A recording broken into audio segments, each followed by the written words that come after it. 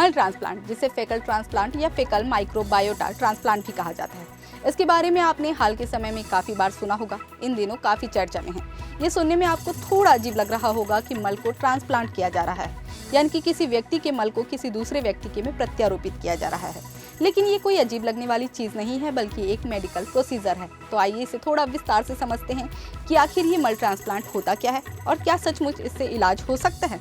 नमस्कार, आप देख रहे हैं CGNL लाइव। मैं हूं आपके साथ लेखिका सिन्हा और आज हम बात करेंगे कि मल ट्रांसप्लांट के बारे में, जो आज के समय में लोगों की जान बचाने में मेडिकल साइंस के बेहद काम आ रहा है। मल ट्रांसप्लांट या फेकल ट्रांसप्लांट जिसे कहा जाता है, वो एक मेडिकल प्रोसीजर है और जैसा कि इसका नाम है मल ट्रांसप्लांट, तो मतलब सीधा साफ है कि इसका संबंध पेट से जुड़ा हो सकता है। वहीं हमारे शरीर की सेहत का भी सीधा संबंध हमारे पेट में मौजूद आंतों यानी कि गट हेल्थ से जुड़ा हुआ है, जो हमारे ओवरऑल हेल्थ पर असर डाल सकता है। और मल ट्रांसप्लांट इसी के इलाज से भी जुड़ा हुआ है। क्या है मल ट्रांसप्लांट? असल में मल ट्रांसप्लांट एक प्रकार का स्टूल ट्रांसप्लांट होता है, जो एक मेडिकल प्रोसीजर है। इसमें हेल्दी व्यक्ति के मल से लिए गए बैक्टीरिया को एक बीमार व्यक्ति की आंतों में डाला जाता है, जिसका मकसद गट माइक्रोबायोम को बैलेंस करना और पाचन तंत्र यानी कि डाइजेस्टिव सिस्टम को फिर से स्वस्थ बनाना है। ये उन मरीजों के लिए जीवन रक्षक या जान बचाने वाला साबित हो सकता है जिन पर एंटीबायोटिक्स का असर नहीं होता। क्या है मल ट्रांसप्लांट की प्रक्रिया? दरअसल मल ट्रांसप्लांट की प्रक्रिया में होता यह है कि हेल्दी डोनर से मल लिया जाता है, जिसे स्टूल भी कहा जाता है। इसे एकत्र कर उसे फिल्टर और प्रोसेस करके एक लिक्विड फॉर्म में तैयार किया जाता है। फिर एक कोलोनोस्कोपी, एनीमा कैप्सूल या नेजल ट्यूब के जरिए मरीज की आंतों में डाला जाता है। इस प्रक्रिया से प्राप्तकर्ता की आंतों में स्वस्थ बैक्टीरिया डालकर क्लोस्ट्रीडियम डिफिसाइल या CDF नामक संक्रमण को नियंत्रित किया जा सकता है। FMT बच्चों और वयस्कों में किया जा सकता है।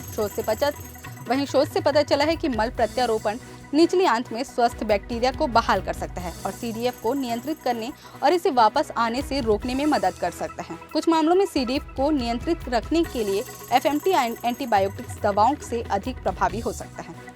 क्या है CDF, जिसका पूरा नाम क्लोस्ट्रीडियम डिफिसाइल है। CDF बुखार, दस्त और ऐंठन का कारण बन सकता है और संक्रमण के लिए एंटीबायोटिक दवाओं से उपचार के बाद लोगों को CDF हो सकता है, जो 65 वर्ष से अधिक आयु के लोगों और पुरानी बीमारी वाले लोगों में गंभीर हो सकता है, यहाँ तक कि घातक भी।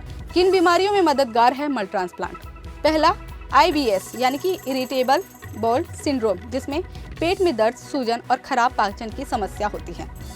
दूसरा, अल्सरेटिव कोलाइटिस और क्रोहन डिसीज में जो दोनों आंतों की सूजन से जुड़ी बीमारियां हैं।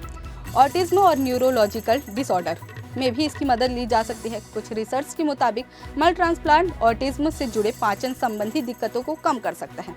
चौथा, मोटापा और मेटाबॉलिक डिसऑर्डर में भी ये प्रोसीजर फायदेमंद हो सकता है, क्योंकि आंतों के बैक्टीरिया का संतुलन वजन पर भी असर डाल सकता है। वहीं अध्ययन के अनुसार क्लोस्ट्रीडियम डिफिसाइल इन्फेक्शन से पीड़ित 90% से ज़्यादा मरीजों को मल ट्रांसप्लांट से राहत मिली है। वहीं उन मरीजों के लिए जीवन रक्षक साबित हो सकता है जिन पर एंटीबायोटिक्स का असर नहीं होता। वहीं वैज्ञानिक का मानना है कि आने वाले समय में ये पाचन तंत्र और इम्यून सिस्टम से जुड़ी बीमारियों के लिए एक क्रांतिकारी इलाज साबित हो सकता है। देखिए, आपको बताना चाहूँगा आपके माध्यम से सब जनता को, जैसे आदमी की उंगलियाँ और उसके निशान फोरेंसिक जाँच हेतु बड़े महत्वपूर्ण होते हैं। हम सब का हस्ताक्षर यूनिक होता है। हम सब के जो दांत हैं वे अलग अलग प्रकार के होते हैं, उनके निशान।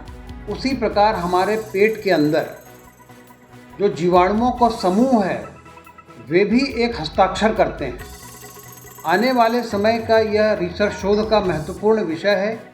इससे इलाज, बीमारी का पता लगाया जाना, कॉस्मेटिक्स और खान पान की विधा, जिसमें प्रीबायोटिक्स और प्रोबायोटिक्स आएंगे, ये सब जो हमारे पेट के जीवाणुओं को प्रभावित करते हैं।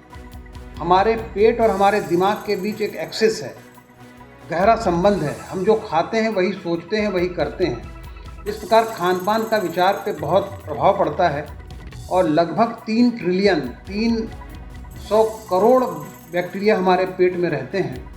और हर आदमी का माइक्रोबियल सिग्नेचर, मतलब जो कीटाणुओं के जो अच्छे जीवाणु हैं, हर चीज़ खराब नहीं होती, जो अच्छे बैक्टीरिया हैं उसको हमने गट माइक्रोबायोटा कहा और वे हर आदमी के लिए यूनिक हैं।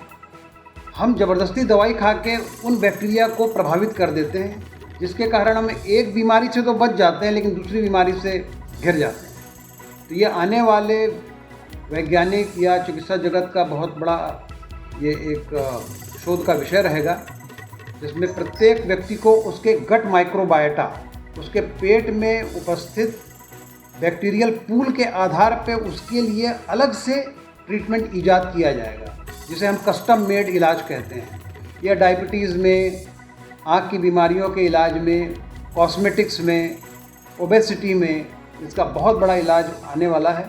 और ये गट माइक्रोबायोटा या गट माइक्रोबायोम ये आने वाले समय का एक शोध का विषय है। हालांकि अन्य बीमारियों के लिए इस तकनीक पर अभी रिसर्च जारी है। फिलहाल इसके बारे में आपको जानकारी कैसी लगी कमेंट करके ज़रूर बताइए, और वीडियो पसंद आया हो तो लाइक शेयर करना ना भूलें।